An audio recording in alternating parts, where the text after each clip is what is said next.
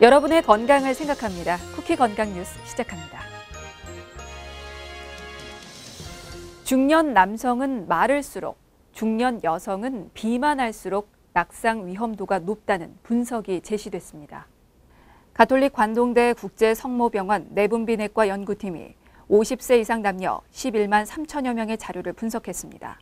그 결과 여성은 비만일 때 낙상 위험이 23%, 고도 비만일 땐 51% 증가한 반면 남성의 경우 저체중일 때 위험 수치가 20% 늘어났습니다. 연구팀은 비만한 여성은 대퇴부 골절 위험이 커지고 반대로 비만한 남성은 골절 위험이 증가하지 않는다는 사실이 확인됐다며 특히 골다공증을 가진 여성은 저체중뿐 아니라 비만한 경우에도 낙상으로 인한 골절 예방 교육이 필요하다고 강조했습니다. 식품의약품안전처는 50에서 64세를 대상으로 한 식사관리 방법을 담은 식생활 안내서를 제작해 배포했습니다. 안내서에 따르면 고혈압 관리를 위해서는 싱겁게 먹는 습관을 들이는 것이 좋고 올리브유, 들기름 등 불포화 지방산이 많은 음식은 이상 지질혈증 예방에 효과적입니다. 뼈 건강을 위한 음식으로는 우유, 굴, 연어, 달걀 등이 꼽혔고 고기나 생선, 콩류 등은 근육량 감소를 막아줍니다. 또 석류와 시금치 등을 자주 먹으면 안면 홍조 같은 갱년기 증상도 완화됩니다. 중년 식생활 안내서는 식약처 누리집, 식품안전나라 등을 통해 내려받을 수 있습니다. 허리 디스크로 더 잘 알려진 요추 추간판 탈출증의 치료 방법 가운데 스테로이드를 주입해 통증을 줄이는 척추 주사 요법이 있습니다. 문제는 언제, 얼마나 주사를 맞는 게 좋은 건지 명확한 지침이 없다는 건데요. 첫 주사로 통증 조절이 됐다면 이후에는 경과 관찰을 하면서 주입 시기를 결정하는 관망적 요법이 효과적이라는 연구 결과가 나왔습니다. 분당 서울대병원 영상의학과 연구팀이 추간판 탈출증으로 주사 요법을 시행한 환자 141명의 진료 자료를 분석했는데요. 절반 이상의 환자가 1년간 한 차례 주사만으로 통증 조절이 가능했고 첫 주사 후 3주 이내에 추가 주사요법이 필요한 경우는 12%에 불과했습니다. 또 1년 안에 수술적 치료를 받은 비율은 5%로 낮았으며 이 수치는 관망적 방식을 유지한 환자 그룹과 반복적으로 주사를 맞은 환자 그룹 간 차이가 없었습니다.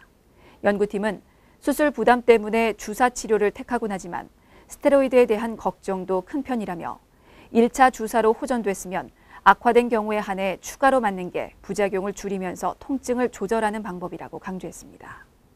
잠자는 동안에는 체내 포도당 소모가 최소화되면서 대개 혈당이 떨어지는데요. 수면 무호흡증이 있으면 얘기가 달라집니다. 잠든 상황에서도 뇌가 반복적으로 깨면서 혈당이 높아지고 당뇨 위험을 커지게 하는 것으로 나타났습니다.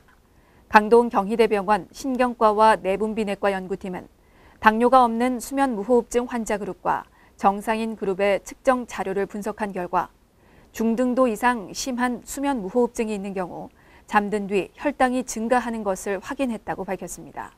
연구팀은 수면 무호흡증이 있으면 수면 중에도 뇌가 포도당을 소모하고 포도당을 혈액으로 방출해 혈당이 높아지게 된다면서 이를 조절하기 위해 인슐린이 분비되는 과정이 계속되면 인슐린 저항성을 일으켜 당뇨병을 일으킬 수 있다고 설명했습니다. 우리나라 남성의 70%가량이 검색을 통해 얻은 전립선 암 정보가 올바른 내용인지 모르고 있는 것으로 조사됐습니다.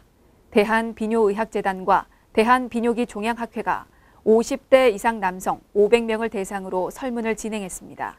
최근 1년간 응답자들이 전립선 암 정보를 가장 많이 알아본 채널은 인터넷과 모바일로 87%에 달했는데요. 그러나 이렇게 수집한 정보를 신뢰한다는 비율은 34%에 불과했습니다.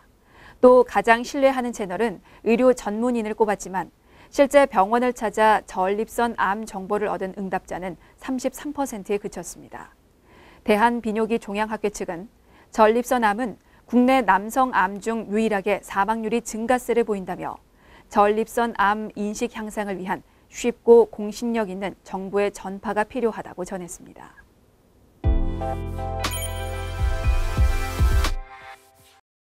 코로나19 사태가 지속되는 가운데 새 학기가 시작됐습니다. 전국의 유치원생과 초등학교 1, 2학년 그리고 고등학교 3학년 학생들은 매일매일 등교를 하죠. 이 새 학기는요, 낯선 교실과 선생님, 친구에 적응하는 시기인데요. 지난해 코로나19 확산 우려로 아이들이 장기간 집콕, 비대면 생활을 이어온 만큼 등교 개학으로 인한 신체적, 정신적 생활 리듬의 변화가 평소보다 크게 나타날 수 있습니다. 특히 초등학교에 갓 입학한 아이들에서는 부모와 떨어지는 것에 대한 두려움으로 등교를 거부하는 경우가 종종 발생하는데요. 지난해 입학한 초등, 저학년 아이들 역시 원격 수업 장기화 등으로 대인관계 능력을 충분히 배우지 못한 상태에서 등교가 이루어지기 때문에 우려가 적지 않습니다. 자, 이렇게 새로운 환경에 대한 불안감과 스트레스로 인한 정서적 불안을 느끼고 또 이로 인해 배앓이, 두통 등의 증상 등이 나타나는 것을 새학기 증후군이라고 하는데요. 학교에 가기 싫다고 호소하기도 합니다. 이 시기 아이들에게 더욱 세심한 관심이 필요한 이유죠. 강남 세브란스병원 정신건강의학과 김은주 교수는 초등학교에 입학한 아이들에서는 분리불안으로 인한 증상이 나타날 수 있다. 그동안 코로나19로 집에서 보내는 시간이 늘면서 생활 리듬도 많이 흐트러져 있었기 때문에 규칙적인 생활 리듬을 찾는 과정에서 이 같은 증상이 일시적으로 나타날 수 있다라고 설명했습니다. 자, 그렇다면 만약에 내 아이에게 이 새학기 증후군이 나타났을 때는 어떻게 해야 할까요?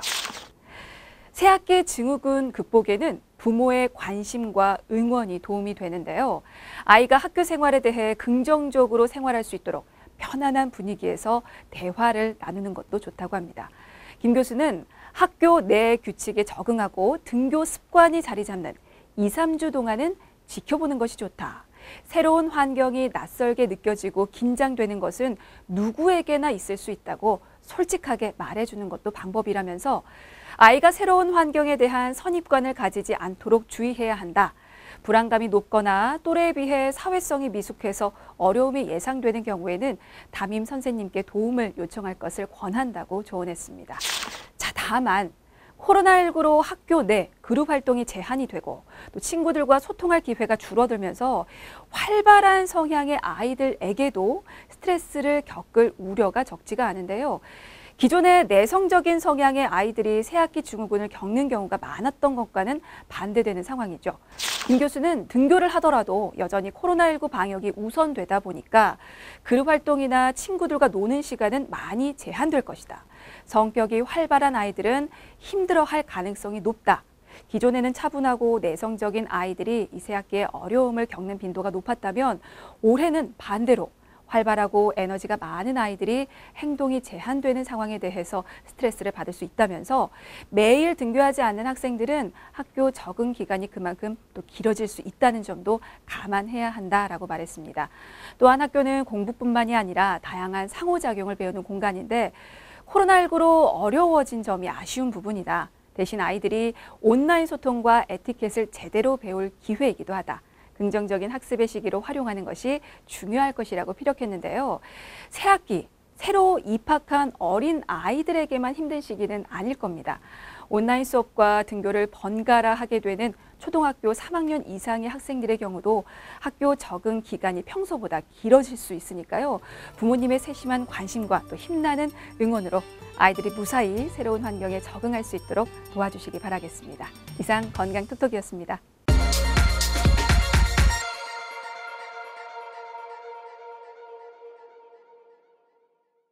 쿠키 건강 뉴스 마칩니다. 시청해주셔서 고맙습니다.